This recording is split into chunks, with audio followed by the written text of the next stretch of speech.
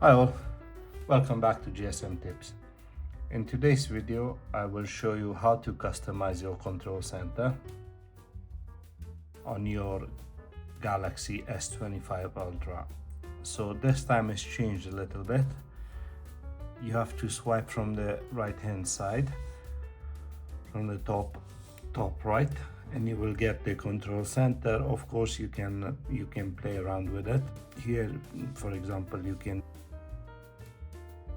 enlarge this folder if you have more items, you want to add something else there. And for the notifications, this time you will have to swipe on the left hand side of the screen. So top left you will swipe for the notification, and for the control center you will swipe on the right. But if you prefer the old style, what you want to do is go to this pen here, go to panel settings, and you can have them together. Just type together, and as you swipe from anywhere really, just swipe from top, you'll have the control center and the notifications in the same panel.